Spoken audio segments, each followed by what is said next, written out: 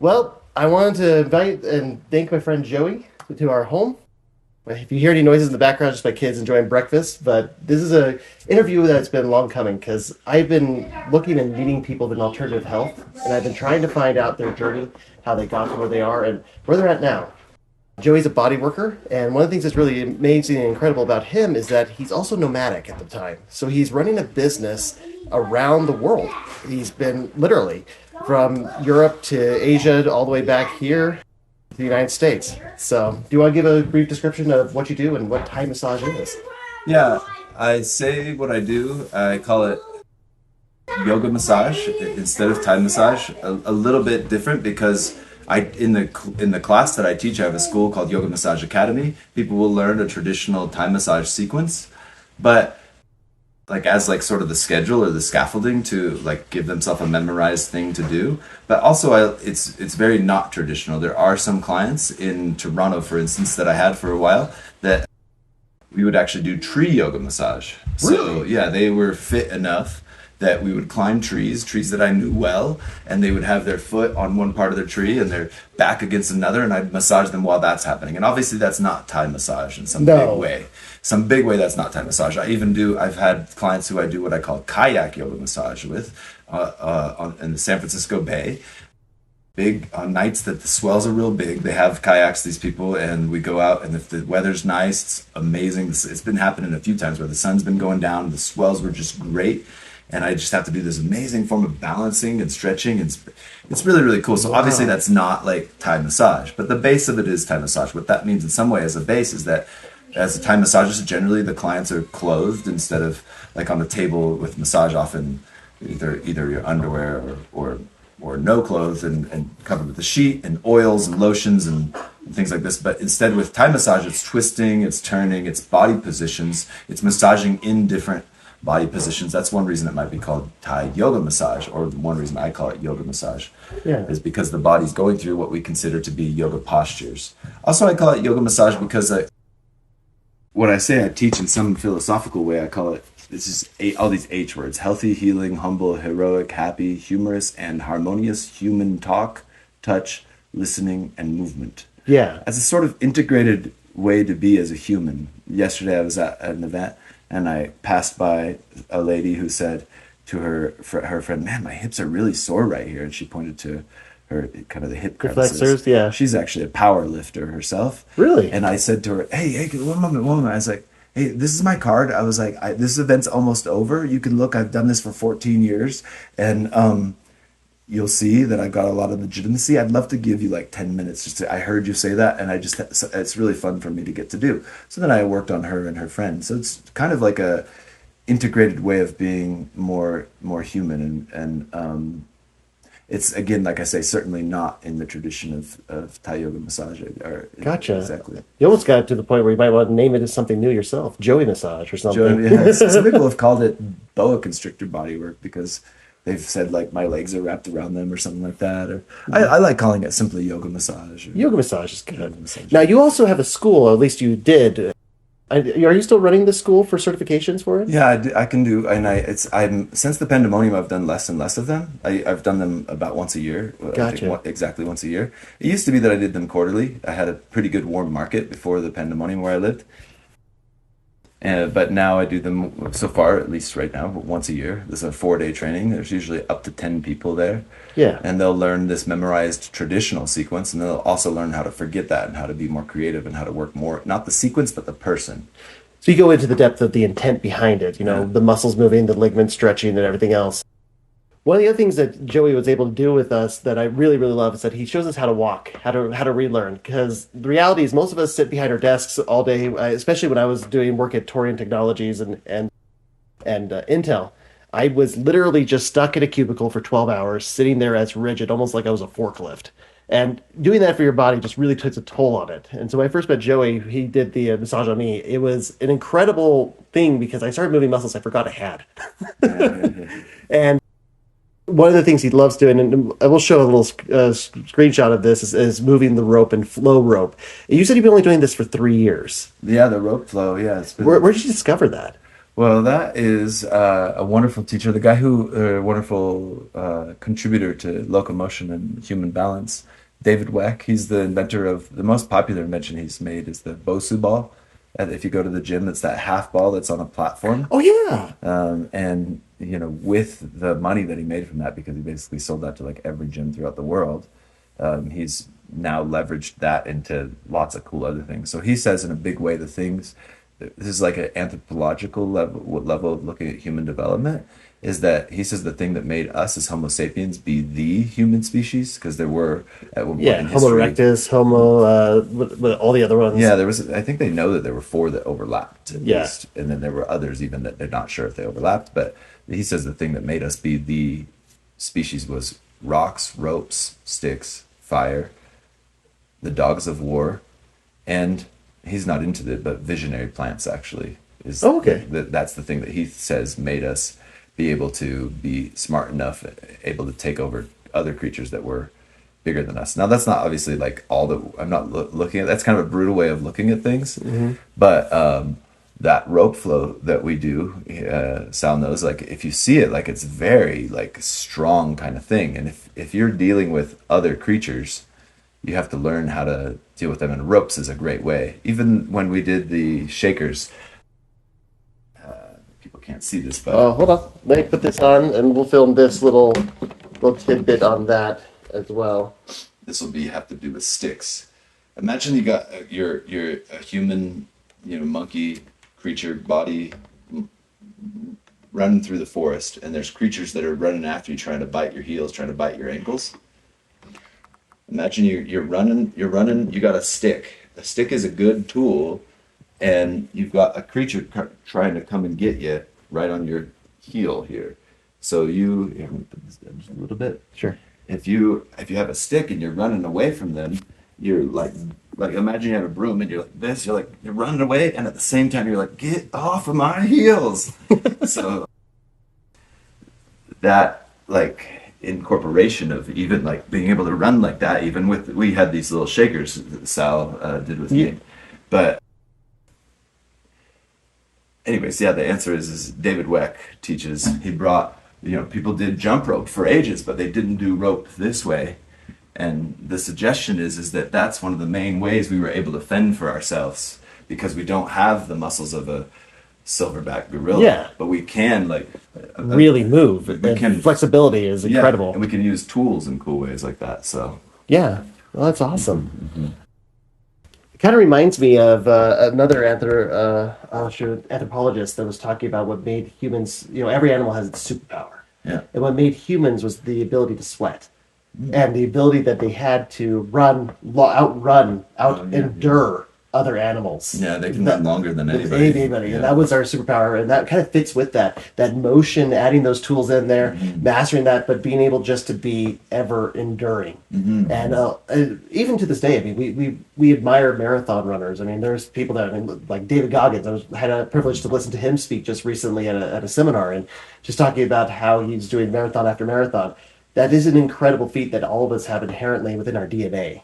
And I think you have a lot of ways you unlock that potential because we don't use it. If you don't use it, you lose it. And that's what this is kind of all about. And you mentioned a lot that being human is what you're talking about. And I feel that's kind of, would you say that's kind of like getting in touch to that? Yeah, getting back to what we know we are. An element of what we know we believe we are is bodies. I'm not saying that's all we are. I don't actually necessarily believe that. In fact, I don't believe that. But there is an element to what I am as a body. And if I'm not consciously aware of that, then I'm stuck to the couch in it, and it's actually ruling me. Instead of some people say that's not being embodied. No, that's being embodied unconsciously. Yeah. So another thing about this kind of anthropological bodywork thing, I'll show you one more thing about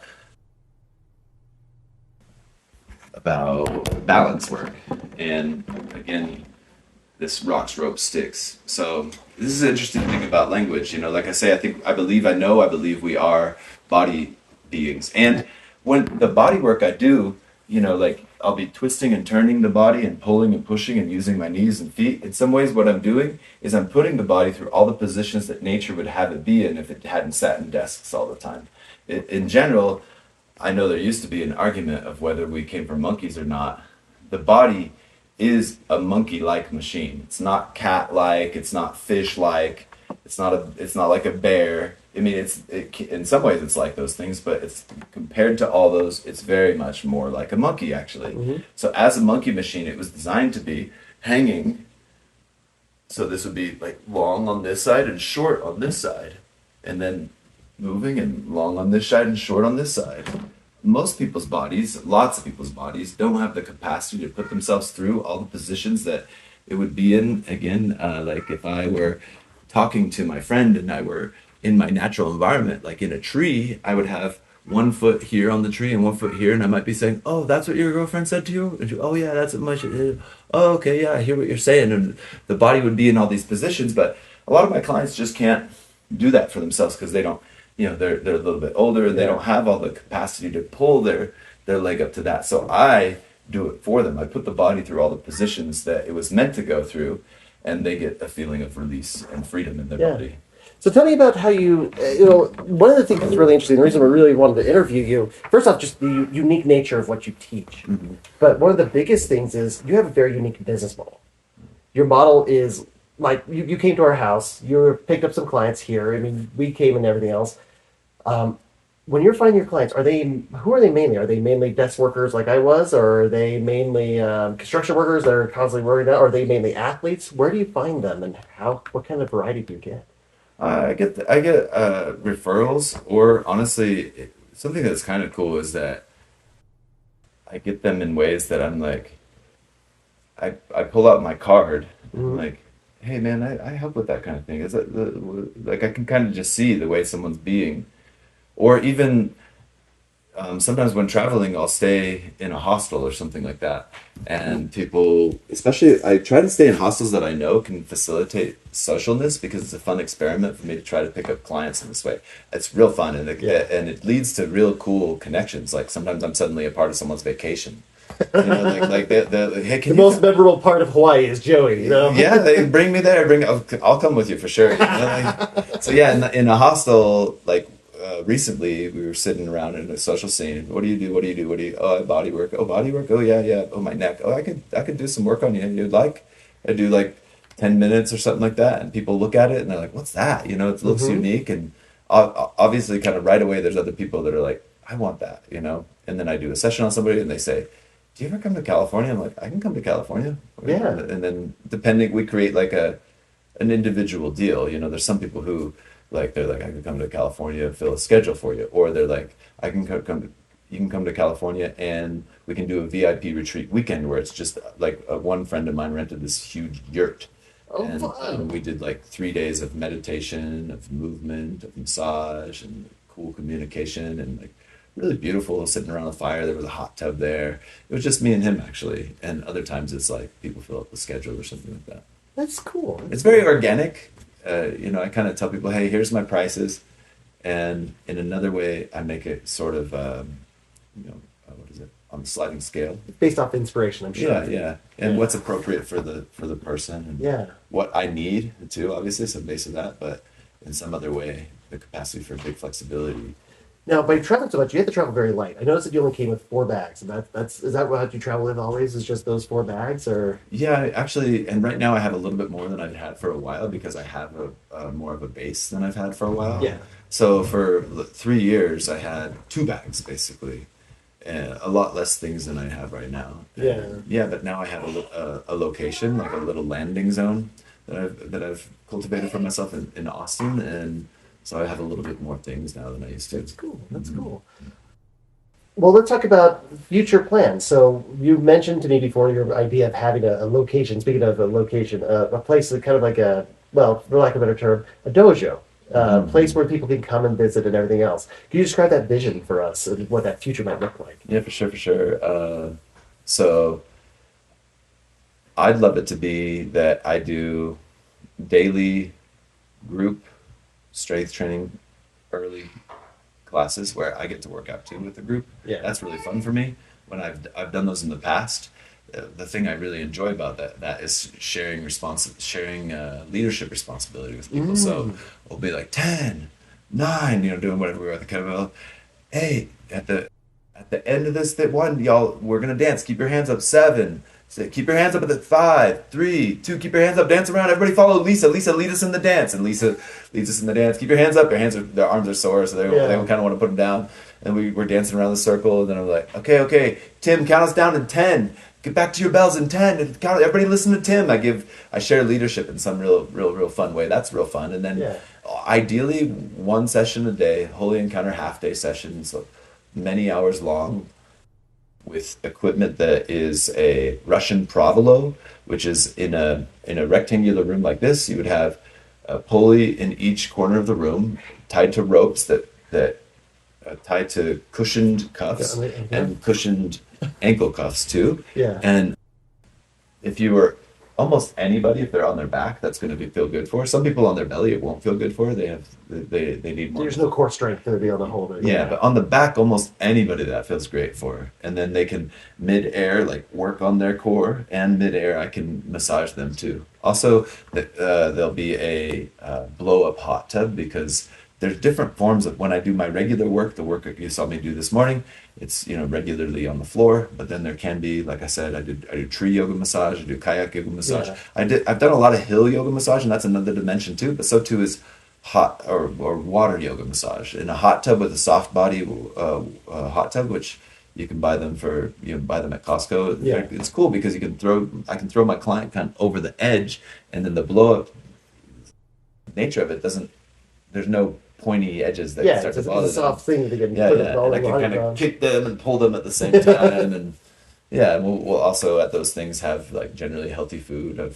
I often teach people in my as I go around an ancient recipe. You've tried it yourself. The mung bean soup. Yeah, this comes from the lineage of Siddhaveda, Dr. Jivaka, considered the doctor of Buddha, an unbroken lineage. And, really? Yeah, and you can read it in this book called Ancient Secrets of a Master Healer by Clint G. Rogers, one of my best friends. This soup, lots of people eat it they'll only eat it for a week or two, and they'll feel lots of changes and benefits in their body. Joey actually has challenged me and Caitlin, my wife, to be able to take this for the next 2 weeks, I think, 14 days. Mm-hmm. And so we've agreed to 7. I'm slowly warming up to the idea of eating nothing but one meal for a week. But as much of that one meal as you want, but only one meal. Yeah. And 3 times a day, breakfast, lunch, dinner, mung bean soup. And so I'm actually excited. I've tried it. It's actually really good. I really like it. If I have any complaints about it, it needs a lot of salt. So maybe that's a problem within my own imbalance, but it's really, really fun and really, really delicious, and it gave us an excuse to get an Instapot. So thank you, Joey. Yeah. And ideally with this, like when I have a location, my schedule is 6 Holy Encounter half-day sessions a week, 3 weeks a month. 1 week is massage mission, where I get to go to like neighborhoods that probably the people aren't really used to getting massages, and I do some free things. I've done it occasionally here and there, and I really like that. I meet people at a gas station, and this lady, I can tell her wrist hurt, and I'm like, what's going on with that? She said this or that. What are you doing for it? She said this or that. Is it working? She said, not really. I said, hey, there's nobody here. Can you put your elbow on this candy right here, and can I try something? She says, yeah, I work on her a little bit. And then I see her about a week later. She said, oh my God, that helped a lot. And then I ended up going to her home and giving her a massage. She's never received a massage, and she was like, man, I've never felt so good in my whole life. So I love doing things like that. Like I mentioned, even like at the event yesterday, just kind of where there's like some random really cool holy encounter where I get to be like fully, like I said, a human, as in someone who is what do I think humans are? We're bodies, we're communicators, we're minds, we're hearts, we're relationship building creatures, we're traders of value in some way, and I'm fully utilizing everything I am for this. A lot of massages is like only thumbs, but I'm elbows. And it's end communication. It's coaching as well. There's definitely some coaching. There's some heart to heart stuff for sure. Very often there can be emotions that come up in the sessions. Yeah, definitely. I mean, you were doing the massage on my wife earlier today, and I noticed you're putting her feet on your chest and leaning in to get that weight and everything, the movement. So where did you first learn about, I guess, yoga massage is your thing. So you invented that. I really, truly believe that. But Thai massage is where you started. That was your foundation and base. Where did you first learn about Thai massage? Yeah, there was a point in my life where I had no idea what to do with anything. Yeah. I had definitely kind of decided that I was committed to, this is kind of an intense thing to say, but almost like death before dishonor. and poverty before selling something I didn't believe in. Yeah. Like I kind of had like this interesting lack of knowledge of a lot of things, and I was kind of like in nowhere land for various reasons. At kind of late in life, being like, oh my gosh, I have no idea what to do, and I'd rather be poor than sell something I don't believe in. I made this kind of Yeah. commitment, you know. Yeah. So I found a Groupon for an intro to Thai massage, like a 4 hour. It was a date night. You could bring your Really? partner. It was like $45 or something like that. And when I did it, I was like, wait, this is real. Like this is something I know I'm doing. Like I'm not selling, you know. Yeah. I know that there's something that's actually happening. It feels really good to happen to me, and it feels good for the people that I do it to. So I basically at that point I took that information and used it as much as I could for free for a long time. I just heard people say my shoulders or my da da, Yeah. or And you kept it up. You kept practicing. yeah, I Yeah. would say, hey, can I try out this? I just took this 4 hour course. I'm new at this, but I'm trying to get basically my PhD by giving a lot of hours in it Yeah. in some ways. And then later I had enough money to afford a 4 day course, and after the 4 day course started charging pretty Where was the small. 4-day course at? It was in Toronto. Okay, so Yeah. you had a place up there to do it. Yep, yep, yep. And shortly after that 4 day course, I actually started co-facilitating it with that teacher because I did have a natural proclivity for it. Good. I think it was maybe just 6 months after, and we taught together for 6 years. Oh, wow. We taught this 4 day course about quarterly in Toronto. I had a really easy warm market. That's been an interesting thing knowing about like, oh wow, that was like, so that warm market was so easy. Yeah. And then now, that's It was why serendipity. yeah, it was great. It gave me a lot of training. Yeah. It gave me a lot of training. I'm really glad I did it. And I got, I think, more than 150 students, Wow. all of which occasionally reach out to me, or I find out they're still doing it, or they're doing it in different ways, or they started their whole service-based business with what we taught them, and now they're doing kind of other things, or other people who have other kind of types of almost like, I don't know, like maybe they do astrology, but now they sell astrology around the yoga massage session, so it puts like a spine to their Yeah. work with the person. They say to the person, "Hey, give me your birthday. We'll discuss it for a half hour. We'll do a bodywork session, and we'll discuss for another hour after, or something like that." So Wow. people use it in different ways, and I do tell people in some way. One of my big philosophies is you don't need my permission to do this.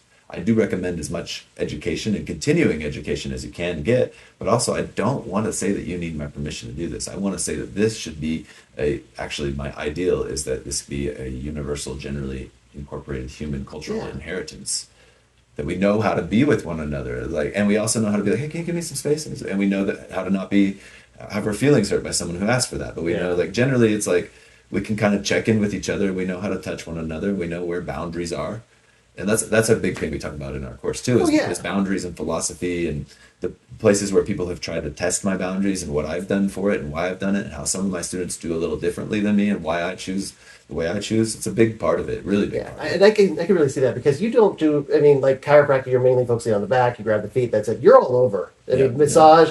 Now, one thing that's really nice that made me comfortable about it is the fact that you're fully clothed. You know, Yeah. that was something that was really nice. And yeah, I'm a bit overweight and losing it. I'm gonna get rid of it. Yes, sir. This is holding me accountable. Yes, sir. Yes, sir. Yes, sir. But the idea of having someone be it's intimate, not necessarily sexual, but it is intimate in the fact that you're moving everything else in together and you're just that proximity. So learning the boundaries, and also the other thing I really love about you is that you bring up a communication, open dialogue throughout it about pain tolerance. And, hey, is this hurting? Is that clicking? What is this doing? How does this affect your body? And you make adjustments according to what is said. Absolutely. Not like, hey, is this hurting? Yeah, it is. Okay, just bear with me a minute. No, you work with it so that the body moves fully. Yeah, yeah, It's yeah. amazing. Yeah, and I even teach my clients like that. It's interesting all the nuance of like this language about this. Like I've had many so many bodies I've worked on, but there's been 3 cases for sure of women who were super flopsy. Like they were like, just like super flopsy, and they said, I've had many women like that, but there's been 3 cases where they said, I'm really tight, aren't I? And so that's where obviously the word like and the feeling is subjective and how people are defining things. So really like I like to teach that what I rely on is relationship, humility, and communication. The same way lovers should actually. Yeah. Not rely on, oh, I know. No, listen. You know, like they tell you, you know, in some way. And what do you mean by that? I'm not exactly sure. I don't necessarily want to jump with my confidence into it before I know what it is. Yeah. Oh, that hurts. Is that a good hurt or a bad hurt? Oh, it's a good hurt. That happens very frequently. A student of mine, if they heard that frequently at the beginning, they would think, oh, back off. Yes. But there is obviously such a thing as therapeutic pain. There's a lot of interesting things when it comes to communication like that. One time I was teaching a group of people, and admittedly it was during a demonstration, so the factors are different, but a lady was laying down like this, and he was, one of the students was working on her hand, pulling her hand like that, and she goes, ooh, that feels really good. And he suddenly like changed to the next step. And I just paused and I was like, hey, what did you notice that happened there, everybody? What happened there? And she said that felt really good. And then what did he do? He moved on. He moved on right away. But at least now, oh, what about that feels good? Okay. And sometimes hey, actually, I'll come back to that a little later then. Thank you for letting me know that feels good. I'll come back to that area. Does it feel good because I'm pulling or because of the pressure I'm putting there with my thumbs? Because it could be because the pulling, or it could be because the pressure in that case that he was putting on with the thumbs. And even other times, like there's so much about assumptions that get undone. I'm working with someone and I've got their knee right here, and I've got like and there's weight, and they say, "Can you do more of that?"